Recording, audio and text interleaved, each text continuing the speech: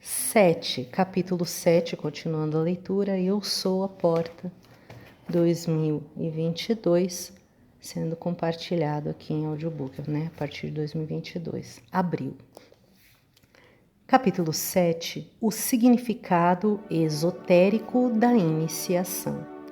Eu já tinha falado em outros títulos sobre essa questão de ler em mais títulos onde essas palavras aparecem, esotérico e iniciação, porque elas têm assim, elas identificam situações e coisas completamente diferentes dependendo de quem está usando, né? Porque tem necessidade do vocabulário e também dependendo do período do que se tinha disponível. Então sempre está aberto aí para ver do que se trata, ao invés de pegar aí as referências senso comum, que vão estar sempre tendenciando, né, e muito, e de uma forma muito obtusa, obscura às vezes.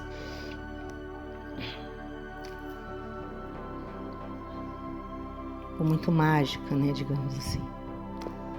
Então aqui o trabalho é no sentido de trazer autoconsciência para o ser. Bhagwan, o que significa iniciar-se na vida espiritual? Qual o significado esotérico da iniciação? Por favor, fale-nos a respeito da iniciação que dá a seus sannyasins.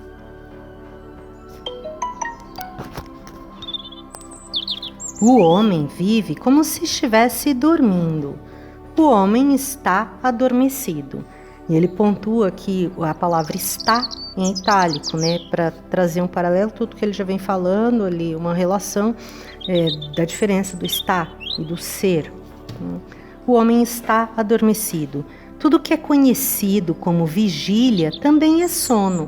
Iniciação significa estar em íntimo contato com alguém que está acordado. A menos que você esteja em íntimo contato com uma pessoa acordada, é impossível sair do sono, porque a mente é capaz de sonhar até que não está sonhando. A mente é capaz de sonhar até que não está sonhando. A mente pode sonhar que não está mais sonhando, e você não saberá que esse é mais um sonho, só saberá que estava sonhando quando acordar. É impossível saber que algo é um sonho enquanto o sonho estiver acontecendo. Você só se torna consciente dele depois que ele se foi, depois que passou. Ninguém pode dizer, isto é um sonho. Nenhum tempo presente pode ser usado para o sonho. Você só pode dizer que algo era um sonho, porque no seu decorrer o sonho parece real. Se um sonho não parecer real, será interrompido. Apenas quando há uma aparência de realidade é que o sonho pode ser criado. Quando digo que o homem está adormecido, isso tem de ser compreendido. Estamos sonhando continuamente, 24 horas por dia. À noite, estamos fechados para o mundo exterior, sonhando interiormente. Durante o dia, nossos sentidos estão abertos para o mundo exterior, mas o sonho continua interiormente. Feche seus olhos por um momento e estará novamente em um sonho. Ele é uma continuidade interior. Você está alerta para o mundo exterior, mas esse estado de alerta existe como uma mente sonhadora. Está sobreposto à mente sonhadora. Mas por dentro o sonho continua. É por isso que não vemos o que é real mesmo quando estamos supostamente acordados. Sobrepomos nossos sonhos à realidade. Nunca vemos o que é, vemos sempre nossas projeções. Se eu olhar para você e houver um sonho em mim, você se tornará um objeto de projeção. Projetarei meus sonhos sobre você. E tudo que eu compreender a seu respeito estará mesclado a meu sonho, a minha projeção. Quando eu estou amando, parece que você é de um jeito. Quando não estou, parece que é totalmente diferente. Você não é o mesmo, porque eu usei apenas como uma tela e projetei minha mente sonhadora em você. Quando eu amo, O sonho é de um jeito e você parece ser diferente. Quando não o amo, você é o mesmo, a tela é a mesma, mas a projeção é outra. Não estou usando-o como uma tela para um outro sonho. Então, estou usando como uma tela para um outro sonho. Mas o sonho poderá mudar outra vez. Poderei amá-lo novamente. E você, novamente, parecerá diferente para mim. Nunca vemos o que é. Estamos sempre vendo nossos próprios sonhos projetados no que é. A mente sonhadora cria ao seu redor um mundo que não é real. Esse é o significado de Maya, ilusão. Ilusão não significa que o mundo não existe, que o barulho lá da rua não exista. Ele existe, mas nunca podemos saber como ele é. Aí põe itálico aqui, como ele é. A menos que a mente sonhadora interior pare. Para uma pessoa, o barulho exterior pode ser musical, para outra ser apenas um transtorno. Num momento, você não está consciente do ruído. No momento seguinte, pode estar totalmente consciente. Em alguns momentos, você o tolerará. Em outros, ele será insuportável, intolerável. Mas o ruído é o mesmo. O tráfego na rua é o mesmo. Sua mente sonhadora é que muda. Quando ela muda, tudo ao seu redor adquire uma nova cor. Portanto, quando dizemos que o mundo é ilusão, Maya, isso não significa que o mundo não exista. Ele existe, mas o modo como nós o vemos é que é uma ilusão. O que vemos não pode ser encontrado em lugar nenhum. Quando alguém acorda, o mundo real não desaparece. O que desaparece é o mundo conhecido anteriormente. E um mundo novo, completamente novo, um mundo objetivo o substitui. O colorido, a forma, os significados, as interpretações dadas por você de acordo com sua mente sonhadora é que desaparecem. Quanto a esse mundo de Maya, de ilusão, de projeção, nunca vivemos em um único mundo. Cada homem, mulher, cada ser vive em seu próprio mundo. Assim, existem tantos mundos quanto pessoas sonhando. Não sou o mesmo para cada um de vocês. Cada um projeta em mim algo diferente. Sou um apenas para mim mesmo. E se eu estivesse sonhando, então até mesmo para mim seria diferente a cada momento, porque a cada momento minha interpretação seria diferente. Mas se estou acordado, sou sempre o mesmo. Buda disse que o teste para se saber quando uma pessoa está iluminada é verificar se ela é sempre a mesma, exatamente como a água do mar. Em qualquer lugar, seja onde for, a água do mar é salgada. Assim, se estou acordado, para mim sou sempre o mesmo. Não apenas nesta vida. Tenho sido o mesmo em todas as vidas pelas quais passei. Tenho sido o mesmo por toda a eternidade. O eu real permanece o mesmo. Ele é imutável. Apenas a projeção muda. A tela permanece a mesma. Apenas o filme, a pintura muda. Mas a tela nunca é vista. Você vê a pintura projetada nela. Só quando não há nenhuma projeção é que a tela pode ser vista. Do contrário, ela nunca é vista.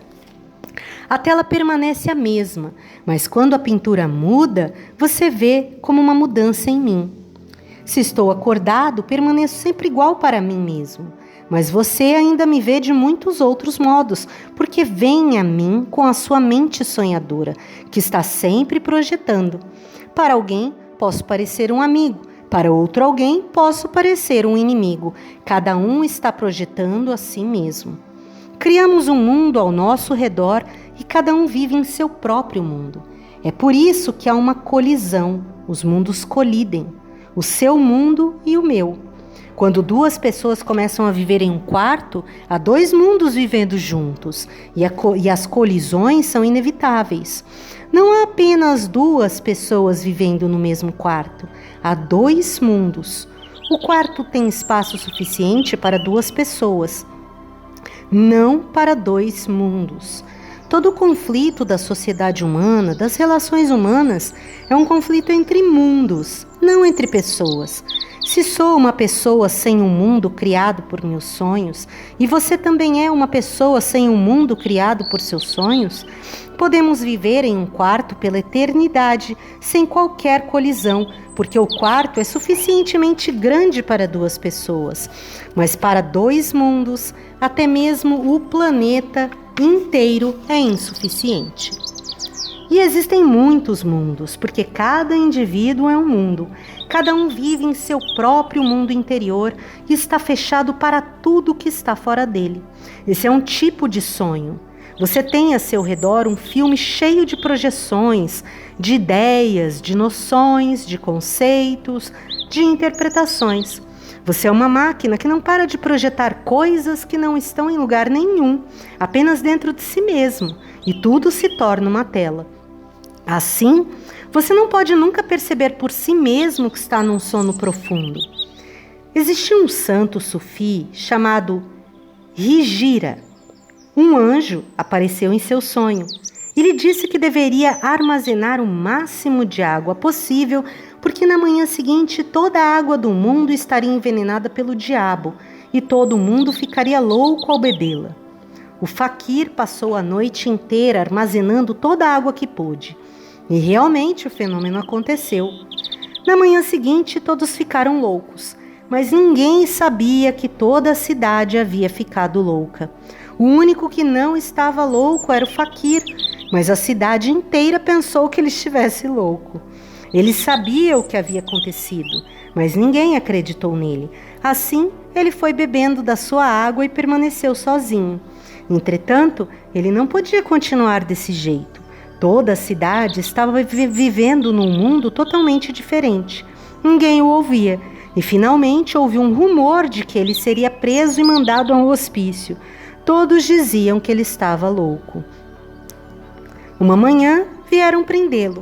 Ele deveria ser tratado como doente mental e ir para a prisão, mas não lhe seria permitido ficar em liberdade.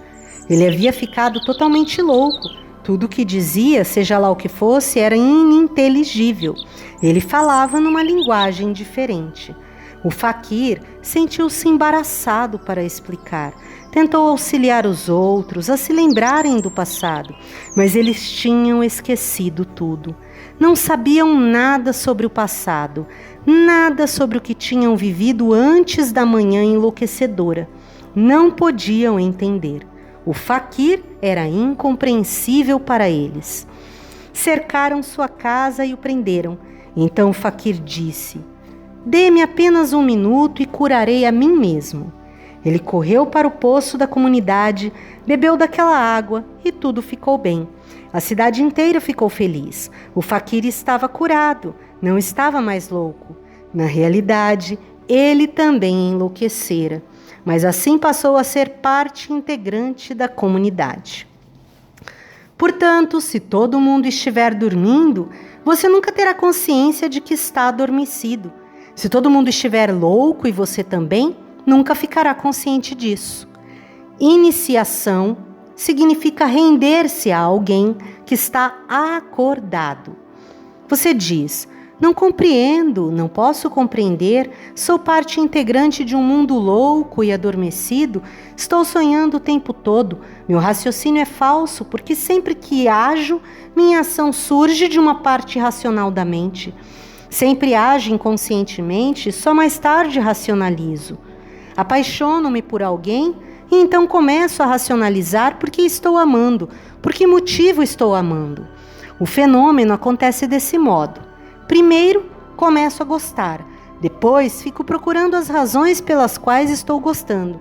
Primeiro vem o gostar, depois é que vem a racionalização. O gostar é irracional." Fecha parênteses. Essa declaração pode vir até mesmo de uma pessoa adormecida, porque o sono nem sempre é profundo. É ondulante. Algumas vezes muito profundo, outras vezes bem superficial. O sono nunca está em um único plano. Até mesmo no sono comum, existem flutuações. O sono não é o mesmo a noite inteira. Algumas vezes o sono é tão profundo que você não consegue se lembrar de nada. Se você dormir profundamente, na manhã seguinte dirá: não sonhei nada. Você sonhou, mas o sonho foi tão profundo que não consegue se lembrar. Existem aparelhos científicos que podem mostrar quando você está sonhando, mas você negará isso porque não guardou nada na memória. Você estava dormindo tão profundamente, estava tão longe da sua mente consciente que ela não pôde captar nada do sonho. Outras vezes, seu sono é muito leve, está precisamente na linha limítrofe do acordar. Então, você consegue se lembrar dele. Normalmente nos lembramos apenas dos sonhos que tivemos pela manhã, um pouco antes de acordar, porque então o sono é muito leve e o espaço entre a mente consciente e a inconsciente é muito pequeno. Normalmente o sono ondula por muitas camadas, por muitos planos. Às vezes você fica oscilando entre o acordar e o dormir. Quando está oscilando, consegue ouvir o que está acontecendo fora do sonho. Você está para acordar. Ouve alguma coisa. Alguém está falando sobre alguma coisa. Parte disso é entendida e outra parte é perdida. Mas é possível ouvir alguma coisa. Outras vezes, quando você está profundamente adormecido, num sono bem profundo, alguém pode estar falando, mas você não consegue ouvir. Isso não é uma questão de interpretação, de significado. Você simplesmente não consegue ouvir. No sono metafísico acontece a mesma coisa. Algumas vezes você está na linha divisória, muito perto de Buda. Então pode compreender o que Buda está falando. Certamente nunca entenderá o que ele diz, mas pelo menos ouvirá alguma coisa, terá um vislumbre da verdade. Assim, uma pessoa que está no limite do sono metafísico quererá ser iniciada. Ela pode ouvir algo, pode compreender, ver alguma coisa. Tudo é como num nevoeiro, mas mesmo assim ela sente algo. Pode aproximar-se de uma pessoa que está acordada e render-se a ela. Sincronicidade perfeita. Isso pode ser feito por uma pessoa adormecida, render-se. Tal rendição significa que a pessoa compreendeu que algo totalmente diferente do seu sono está acontecendo. De algum modo, ela sente isso. Não pode saber o que é, mas sente.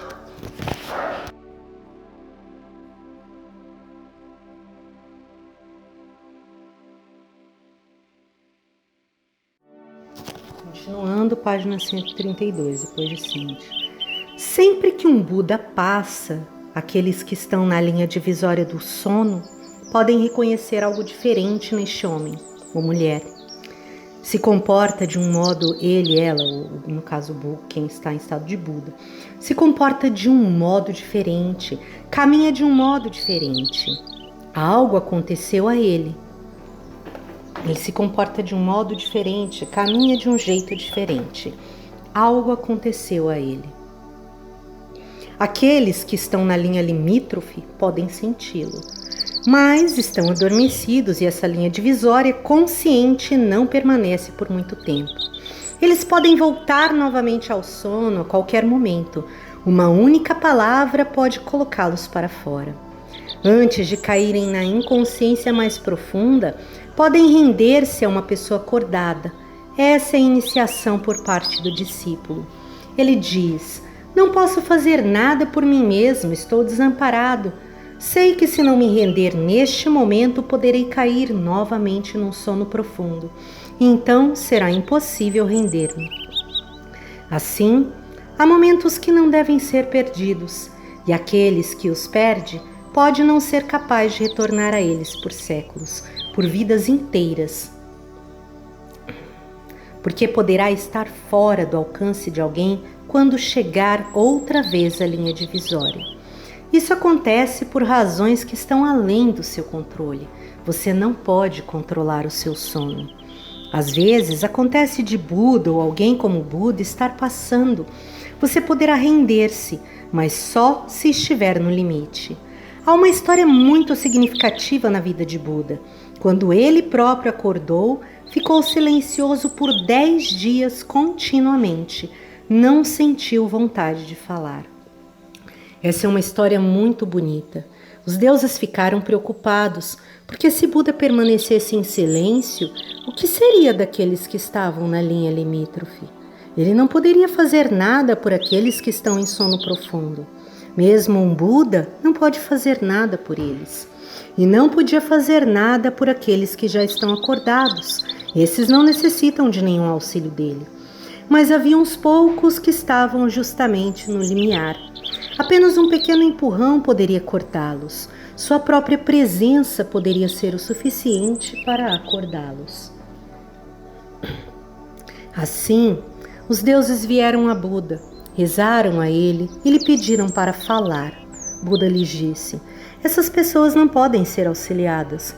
Estão muito adormecidas e seria inútil falar com elas. E aqueles que podem me ouvir já estão acordados. Não há necessidade de falar com eles também.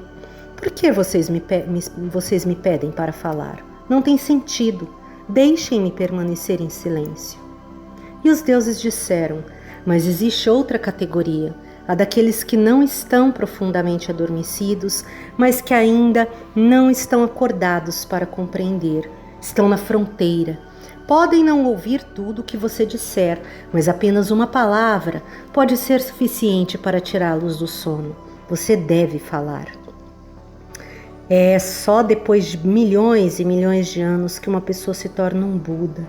Ela precisa falar, não deve permanecer em silêncio. A oportunidade não deve ser perdida. Buda se convenceu. Sim, há uma terceira categoria. Essa categoria é a dos iniciados. Somente a rendição é necessária por parte de quem está sendo iniciado. Iniciação significa render-se. O termo budista para iniciação, para a pessoa que está sendo iniciada, é Shrotapan. Escreve S-H-R-O-T-A-P-A-N-N. Shrotapan. O que, abre parênteses, abre aspas, o que entrou na correnteza. Fecha aspas. Que entrou na correnteza. Buda está fluindo exatamente como uma correnteza. Aquele que se entrega a si mesmo, que entra na corrente, começa a fluir, é um Shrotapan. A corrente não pode vir a você, mas você está fluindo ao lado de sua casa. Você pode se jogar nela. Mas se você saltar na corrente, tentar nadar, começará a resistir, a lutar contra ela. Terá seu alvo próprio, seu próprio objetivo. Quererá chegar a algum lugar. Há pessoas que veem a um iluminado e começam a argumentar. Querem razões, pedem provas, querem ser convencidas. Há um combate. Elas estão lutando com o mestre. Isso não prejudica o mestre ou a mestra, mas prejudica a pessoa que está lutando. Porque o momento está sendo perdido. Ela está na linha limítrofe, é por isso que veio, mas agora está perdendo o momento e pode ser que caia novamente no sono profundo. Render-se significa fluir com a torrente, abandonar-se à torrente. A torrente está fluindo e a pessoa segue, deixa acontecer, solta-se totalmente. Por parte do iniciado, a iniciação é um soltar-se, é uma confiança completa, uma rendição total. Ela não pode ser parcial de modo algum. Se você se render parcialmente, não terá se rendido, estará enganando a si mesmo. Não existe rendição parcial, porque na rendição parcial você está resfriando algo e esse resfriamento pode empurrá-lo novamente para o sono profundo. A parte não rendida revela-se fatal. A qualquer momento você pode estar novamente no sono profundo. A rendição é sempre total. É por isso que a fé foi e sempre será um requisito básico para a iniciação. A fé é uma condição básica, essencial. E já fazendo um adendo, quem vai se pegando outros livros desse autor, ele vai trabalhando a pessoa usando esse termo fé, até que um ponto ela entenda e tire o discernimento, comece a entender a convicção, né? Que aí na fé ela ainda está se rendendo, mas quando ela tem a experiência, não tem mais fé. porque ela não vai ficar crendo numa coisa que ela não conhece, porque ela passa a conhecer, porque ela tem experiência. Então a fé deixa de existir, deixa de ser necessária, né? Então eu recomendo outras leituras, vamos ver se a gente traz aqui. Até aqui, então, a fé é uma condição básica, essencial. No momento em que você se rende totalmente, as coisas começam a mudar. Então, você não pode voltar para a sua vida de sonhos. Essa rendição destrói toda a projeção da mente, porque a mente projetora está acorrentada ao ego. Não pode viver sem o ego. O ego é o centro principal, a base. Chama alguém de meu amigo. Por quê? Chama alguém de meu inimigo. Por quê? O inimigo é aquele que fere meu ego, e o amigo é aquele que o alimenta, que o nutre. Eis porque dizemos que na hora da necessidade é que sabemos quem são nossos amigos. Um amigo na necessidade é um amigo de verdade, ele põe entre aspas. Qual é essa necessidade? A necessidade vem quando seu ego está faminto. Então você conhece quem são seus amigos? Todo o nosso mundo de sonhos, nossa mente de sonhos, ergue-se sobre o pedestal do ego. Se você se render, estará renunciando à própria base, sucumbirá completamente. Então não poderá continuar hesitante, porque o próprio sonho foi abandonado. Por parte do iniciado, a iniciação é uma rendição total. Mas qual é a parte daquele que o inicia? No que diz respeito ao iniciado, não é muito difícil compreender o que é a iniciação. É muito simples. É apenas uma pessoa dormindo que pede auxílio para acordar. Ela se rende a alguém que está acordado. É muito simples. Mas para aquele que o inicia, o acontecimento é muito complexo, muito difícil. Normalmente pensamos que a rendição é muito difícil, mas você está desamparado e no fim não será capaz de fazer outra coisa. Poderá não se render imediatamente, mas quando conhecer mais, chegará ao ponto de rendição.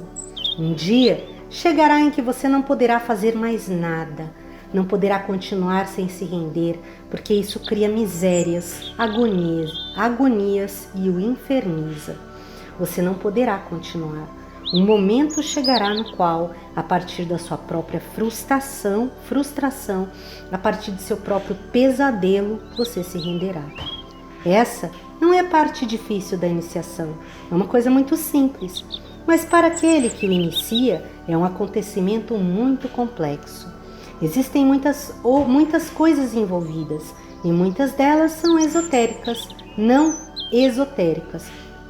Aqui, atenção na leitura, ele fala muitas delas são esotéricas, não esotéricas. Esotéricas, primeiro escrito com S e depois escrito com X. Ele fala, muitas delas são esotéricas com S e não esotéricas com X. Em primeiro lugar, devemos compreender o esotérico com X, o exterior, esotérico de exterior. Depois poderemos prosseguir para o esotérico com S, para o que é interno. O primeiro ponto é: correspondente da rendição é a responsabilidade. O primeiro ponto é: o correspondente da rendição é a responsabilidade. Aquele que está adormecido se rende. O que está acordado se responsabiliza pelo que está adormecido. Quando você vai a um Buda, a um Jesus, a um Maomé e se entrega, ele se torna totalmente responsável por você. O que você está entregando é seu sono, seus sonhos. Você não pode entregar mais nada, porque tudo que tem são apenas sonhos. Você entrega seu sono, seus sonhos, toda a insensatez do passado. A entrega é sempre do passado e a responsabilidade é sempre sobre o futuro. Você não tem nenhum futuro, é apenas um passado sonhador. Um longo número de memórias, sonhos de muitas vidas são entregues e você faz a entrega com dificuldade. É árduo entregar até mesmo esse passado empoeirado, mas você não tem mais nada. Esteve adormecido e sonhando o tempo todo. Tem uma gravação de muitos sonhos, bons e ruins, bonitos e feios, mas todos sonhos. Quando a oportunidade chega, você renuncia a seus sonhos antes de se perder novamente neles. Mas isso também é um grande sofrimento, é muito difícil, é um combate. Você tenta refrear-se, resistir. Algo deve ser salvo, mas o que você tem recebido? Nada mais do que uma longa série de sonhos, um longo sono. Assim, por parte do iniciado, a iniciação é uma entrega do passado, e por parte daquele que o inicia, é uma responsabilidade para o futuro. Ele se torna responsável por você, e apenas ele pode ser responsável. Você não pode ser responsável de jeito nenhum. Como pode alguém que está dormindo ser responsável? A responsabilidade nunca é parte do sono. Se você cometer um assassinato em seu sono, se for um sonâmbulo e em seu sono cometer um assassinato, nenhuma corte o condenará como responsável, porque você não pode se responsabilizar por seus sonhos. Como pode alguém que está em sono profundo ser responsável? Você nunca se sente responsável por seus sonhos. Pode fazer o que seja neles, mas nunca sente qualquer responsabilidade. Pode até assassinar, mas dirá que foi apenas um sonho. A responsabilidade vem com o acordar. Esta é uma lei fundamental da vida. Quem está adormecido não é responsável nem por si mesmo, e quem está acordado é responsável até pelos outros. Uma pessoa iluminada, acordada, sente-se responsável por toda a desordem criada por você. Um Buda sente compaixão, sente-se culpado por seus crimes, por seus pecados, sente-se envolvido, sente-se responsável. Ele sabe que você não sabe o que está fazendo. Ele sabe completamente consciente disso. Ele está completamente consciente disso. Por exemplo, uma terceira guerra mundial está para acontecer. Aqueles que estão acordados sabem muitíssimo bem que ela está chegando. A cada dia que passa, ela chega mais perto, logo estará aqui. Você está num sono profundo, mas o iluminado não está dormindo, não está sonhando, está totalmente consciente, como um radar. Sabe qual o futuro que está chegando. Sente-se culpado, sente que deve fazer algo. É como quando você está num avião voando pelo céu. Está dormindo, sonhando, mas o piloto está acordado. Se algo estiver para acontecer, só ele será responsável, ninguém mais será responsável. Ele está totalmente acordado e é o único que está acordado. Assim, um Buda se sente responsável por todos os nossos crimes e pecados. Toda a história de Jesus é baseada nessa responsabilidade. Todo o cristianismo, todo o conceito do cristianismo origina-se dessa responsabilidade. Jesus se sente responsável por todos os pecados do homem, desde Adão até nós. Ele toma a cruz em seus ombros, a fim de que nossos pecados possam ser perdoados, desculpados. Jesus não é de modo algum responsável. Se Adão fez algo, se toda a mente humana fez algo, por que seria ele responsável? Os teólogos cristãos têm discutido a respeito disso por séculos. Ele não praticou qualquer pecado. Ainda assim, sente-se responsável, porque está acordado. Pelo próprio fato de estar acordado, ele tornou-se responsável por tudo que as pessoas adormecidas fizeram. Sua carga cresceu, sua cruz era pesada. Sua crucificação é simbólica. Ele morre por nós para que possamos viver. É por isso que a crucificação de Jesus tornou-se uma data histórica. Ele é uma pessoa que se sente responsável por toda a raça humana e morre por isso, para que o homem possa ser transformado. Mas até mesmo com sua morte, nós não nos transformamos. Sua mensagem é ouvida em nossos sonhos e nós a interpretamos do nosso próprio jeito.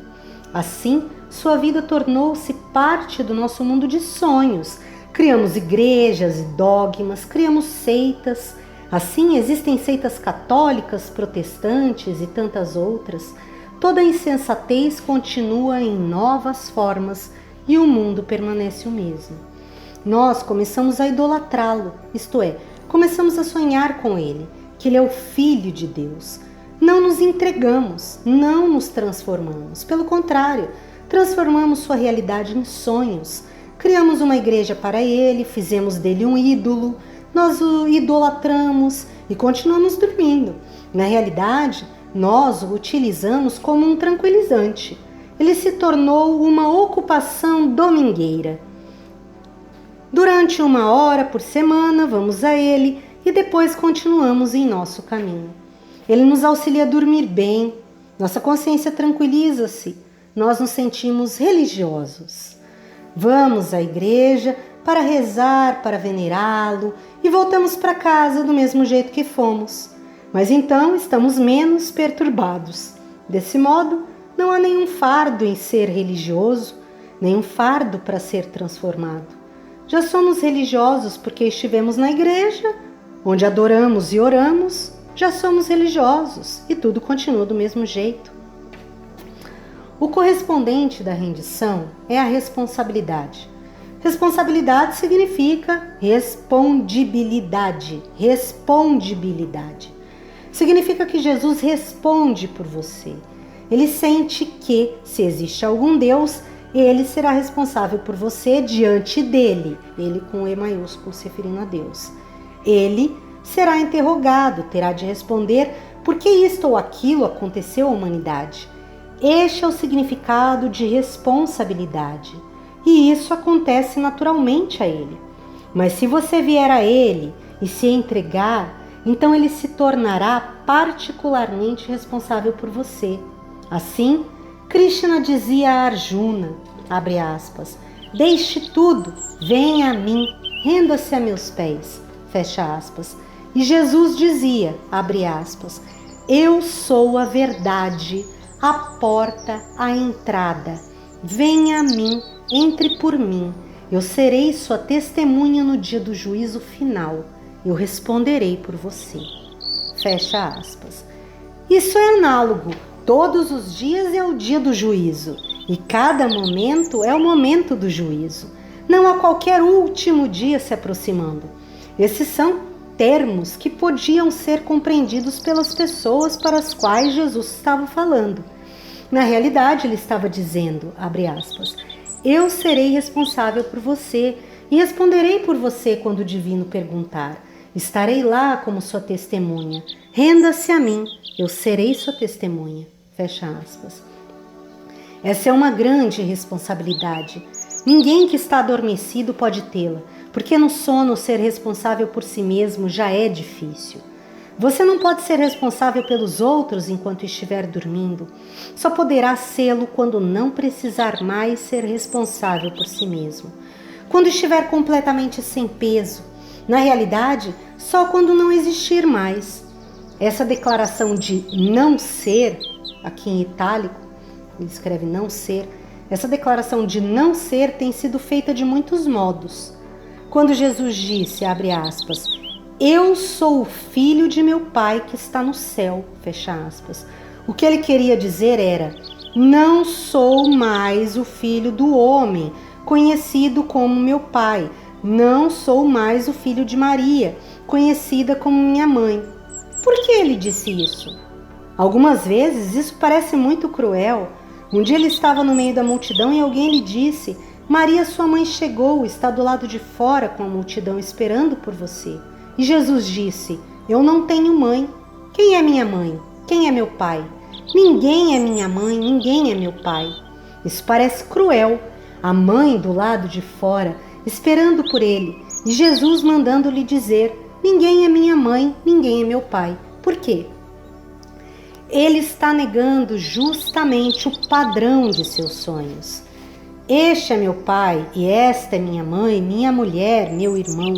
Esse é o padrão da mente sonhadora, do mundo de sonhos, do mundo de projeções. Ele simplesmente o nega.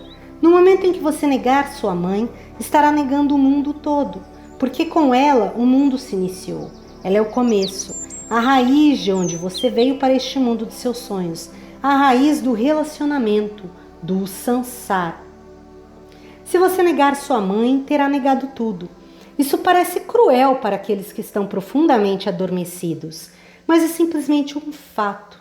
Enfatizar que eu sou filho daquele que está no céu é justamente o mesmo que dizer eu não sou um indivíduo, Eu não sou Jesus, o filho de Maria. Sou parte integrante da força divina e da força cósmica. Então ele não nega a pessoa em si.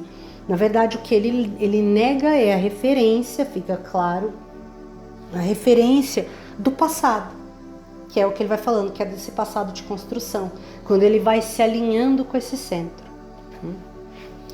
Apenas aqueles que se sentem assim, parte do cosmos, podem iniciá-lo. Do contrário, ninguém pode iniciá-lo. Nenhum indivíduo particular pode iniciá-lo. E se isso acontecer, isso tem acontecido muitas vezes, acontece todos os dias, de aqueles que estão adormecidos quererem iniciar os que estão dormindo. Um cego dirigindo outro cego. Então ambos cairão no fosso. Nenhuma pessoa adormecida pode iniciar outra, mas o ego quer iniciar. Essa atitude egoísta tem se mostrado fatal e muito perigosa. Todo o conceito de iniciação, todo o mistério, toda a beleza, disso torna-se feia por causa daqueles que não foram autorizados a iniciar. Apenas aqueles que não têm nenhum ego interior, que não têm nenhum sono interior, podem iniciar. Do contrário, a iniciação é o maior pecado, porque você não está enganando apenas aos outros, mas também a si mesmo. A iniciação é uma grande, uma suprema responsabilidade. É tornar-se responsável pelo outro. Não é apenas um jogo. É tomar o impossível em suas mãos. É tornar-se responsável por alguém em desatino. Essa responsabilidade pode ser tomada apenas quando há uma rendição total. Do contrário, não pode ser tomada. A responsabilidade não pode ser tomada se a pessoa estiver refreando a si mesma, porque assim ela continuará em seu próprio caminho, não o ouvirá. Ela o interpretará de seu próprio jeito. Existe uma história sufi sobre um homem rico que estava morrendo. Ele não era somente um homem rico, era sábio também, o que raramente acontece. Seu filho tinha apenas 10 ou 12 anos, e então ele fez um testamento que foi dado aos anciãos da cidade, os Panchayat, e nele declarou: tirem de minha propriedade tudo o que de mais gostarem, e depois deem a meu filho. O testamento era tão claro quanto o dia. Então, os 5 anciãos dividiram a propriedade do homem. Tudo que possuía, qualquer valor, dividiram entre eles mesmos, até que nada foi deixado, exceto uma pequena parte inútil. Ninguém a quis, e assim ela foi dada ao menino. Mas o velho homem, ao morrer, deu também uma carta ao menino, a qual ele deveria abrir apenas quando chegasse à maioridade. Quando ele chegou à maioridade, abriu a carta, na qual seu pai havia escrito: o que eu quis dizer em meu testamento. Os anciãos podem ter interpretado do seu próprio modo, é claro. Quando você chegar à maioridade, dei-lhes essa interpretação, a minha interpretação. Este é o significado do que escrevi. Tirem tudo o de que vocês mais gostarem, e então deem ao meu filho tudo isso de que mais gostaram. O filho apresentou a carta aos anciãos. Eles nunca haviam concebido tal significado. Por isso haviam dividido tudo entre eles mesmos. Então, tiveram de devolver tudo, porque o significado estava bem claro e o menino estava pronto. O pai escreveu também na carta: é bom que os anciãos interpretem de seu próprio jeito, até que o momento em que você possa tomar conta de tudo chegue. Se eu lhe desse tudo diretamente antes de sua maioridade, a propriedade seria destruída pelos anciãos. Assim, deixem-os protegê-la como se fosse deles, até que você esteja pronta para assumir a direção. Eles a tinham protegido, como o velho sabia que eles fariam, porque era deles. Assim, eles a tinham protegido como o velho sabia que eles fariam, porque era deles.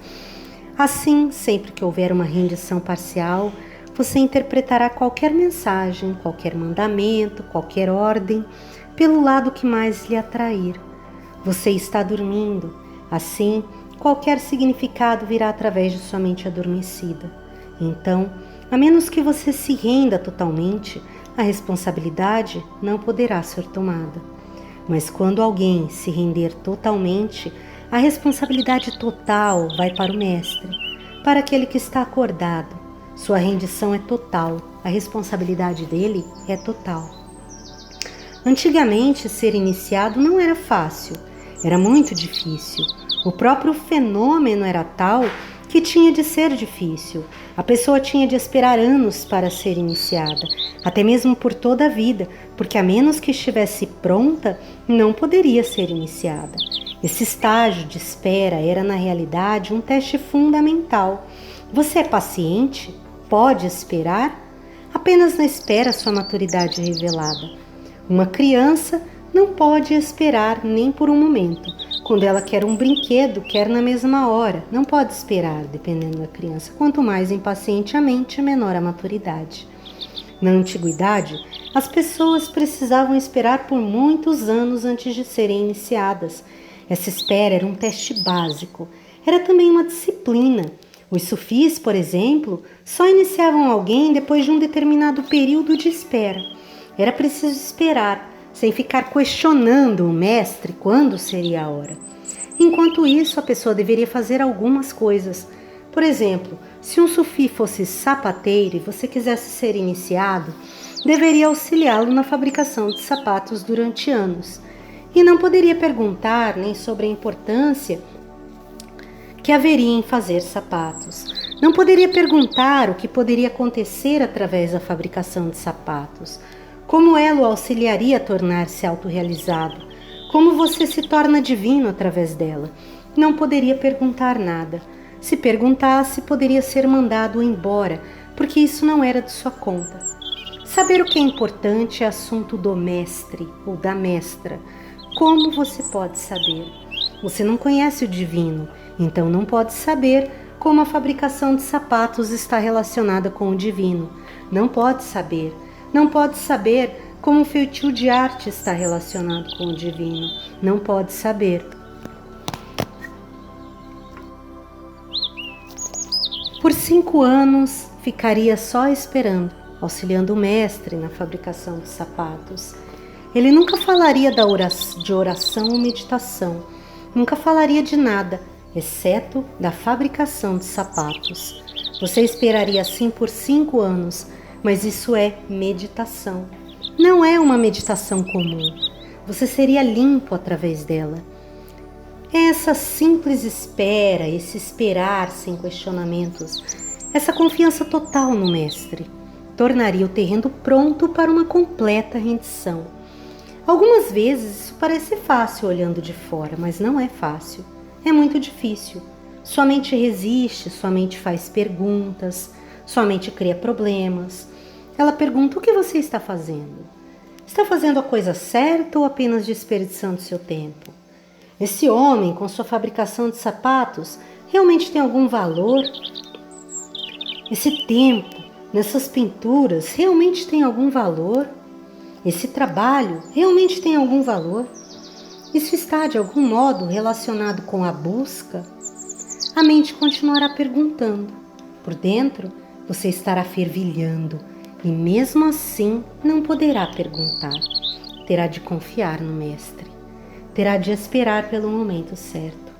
Mas se puder esperar até mesmo por 1 ano, sua mente tornar-se-á silenciosa por si mesma. Não poderá continuar a menos que você a alimente diariamente, a menos que a ajude diariamente. A menos que se torne diariamente perturbado, transtornado, ela não poderá continuar.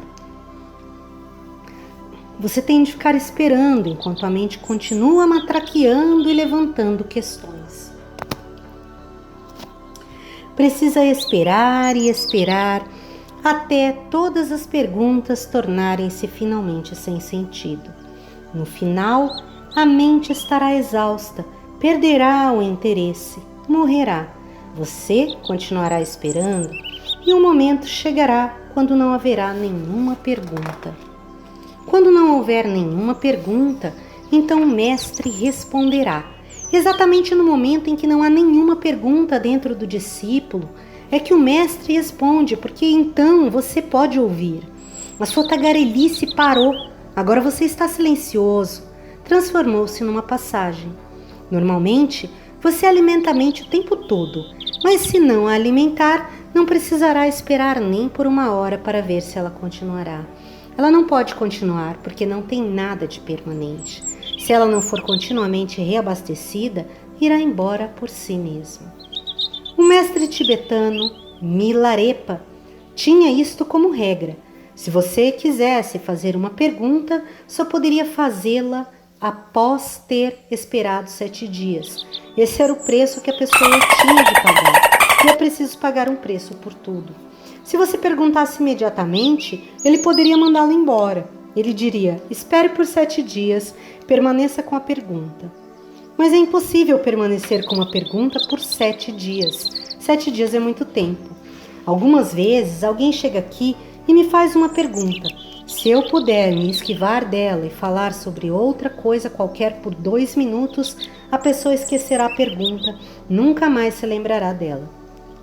Poderá falar por 1 hora, mas não voltará à pergunta. Ela era apenas um capricho, uma onda, não significava nada. Assim, se você puder esperar por 5 anos, não será o mesmo. Mas a espera é muito difícil. Antigamente, a iniciação era feita após uma longa espera. Mas então a rendição era fácil e a responsabilidade total pelo discípulo era tomada. Agora, tudo tornou-se diferente, porque ninguém está pronto para esperar. A mais crucial doença da mente moderna é a pressa. A consciência do tempo é o novo fenômeno da mente moderna. A mudança básica que aconteceu na mente foi a consciência do tempo. Nós nos tornamos tão conscientes do tempo que não podemos esperar nem um único momento. É impossível. Eis porque todos se tornaram infantis. Não existe maturidade em lugar algum, porque a maturidade é sempre um subproduto da espera. E esperar é possível apenas com uma consciência atemporal, não com uma consciência de tempo. Por causa dessa consciência de tempo, a iniciação tornou-se impossível. Ninguém pode ser iniciado. Você passa correndo por Buda e lhe pergunta, você me iniciará? Você está correndo? Tornou Buda? Encontrou Buda pelo caminho enquanto estava correndo?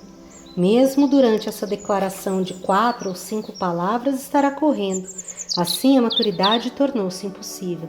Mas por que essa consciência de tempo, que é a maior barreira, apareceu? Por que não existia antes e por que é tão forte agora? A consciência de tempo aprofunda-se à medida que você fica com medo da morte. É possível que você não esteja atento a isso, mas quanto mais se torna consciente da morte, mais fica consciente do tempo. Nem mesmo um único momento pode ser perdido, porque a morte chega cada vez mais perto. Você está se dirigindo para a morte, assim tem que usar cada momento. Não pode esperar, porque esperar significa apenas morrer. A morte está chegando. Ninguém pode esperar, ninguém sabe o que acontecerá amanhã. No momento seguinte, a morte poderá chegar. Você se agita, começa a correr. Toda essa corrida da mente moderna existe por causa do medo da morte. Pela primeira vez, o homem está com tanto medo da morte, porque pela primeira vez o homem tornou-se absolutamente inconsciente da imortalidade. Não há pressa. Você vive na eternidade e há sempre tempo suficiente. Mais do que suficiente. Você vive na eternidade e há sempre tempo suficiente. Mais do que suficiente. Nada é perdido porque o tempo é eterno. Se você perder um momento, não terá menos tempo. O tempo permanece o mesmo porque ele é eterno. De um tesouro que é incomensurável, não se pode perder nada. Mesmo que você continue perdendo, isso não faz diferença. O saldo permanece o mesmo. É impossível tirar algo dele. Mas pensamos que o tempo é curto e que a morte virá cedo, porque temos consciência apenas do corpo que morrerá. Não estamos alerta para a consciência interna, que é imortal. Nos tempos antigos, havia pessoas conscientes da imortalidade e, por causa dessa consciência da imortalidade, criavam uma atmosfera na qual não havia nenhuma pressa. Se as coisas se moviam, moviam-se lentamente. Então, a iniciação era fácil, esperar era fácil, render-se era fácil, assumir a responsabilidade pelo discípulo era fácil. Todas essas coisas tornaram-se difíceis agora, mas ainda não há nenhuma alternativa. A iniciação é necessária. A velha iniciação tornou-se impossível. Assim, uma nova iniciação deve substituí-la. A velha iniciação deve ser substituída por uma mais nova. Todo o meu esforço é nesse sentido. Se você estiver com pressa, eu lhe darei a iniciação nesse seu estado apressado, porque do contrário não haverá nenhuma iniciação. Não posso exigir a espera como uma pré-condição. Primeiro, preciso iniciá-lo, depois posso prolongar sua espera de muitas maneiras. Por meio de vários expedientes eu persuadirei a esperar, porque sem espera não há maturidade. Quando você estiver pronto, haverá uma segunda iniciação, a qual corresponde à primeira da antiguidade, mas que não pode ser a primeira agora. Às vezes as pessoas ficam confusas. Algumas vezes acontece de chegar aqui alguém que nunca ouviu falar a meu respeito, que não sabe nada sobre mim, e eu a inicio no sannyas, escreve S-A-N-N-Y-A-S, e eu a inicio no sannyas. Isso é absurdo e incompreensível, mas sei porque estou fazendo isso. Tudo o que estou fazendo está sendo feito com consideração. Essa iniciação é apenas o princípio, porque só através dessa iniciação serei capaz de criar estratagemas para a sua espera. A pessoa não consegue apenas esperar. Se eu lhe disser para esperar por 5 anos, ela não será capaz, mas se eu lhe der o sannyas, a partir desse momento ela estará apta a esperar. Assim, deixe que seja assim, não faz nenhuma diferença. O processo será o mesmo. Por você, não pode esperar. Faço uma troca. Permito que espere depois, quando haverá uma segunda iniciação. A primeira iniciação é formal. A segunda será informal. Será como um acontecimento. Você não pedirá por ela. Eu a darei a você. Ela acontecerá. Acontecerá no seu ser no seu mais profundo ser. E você saberá quando isso acontecer.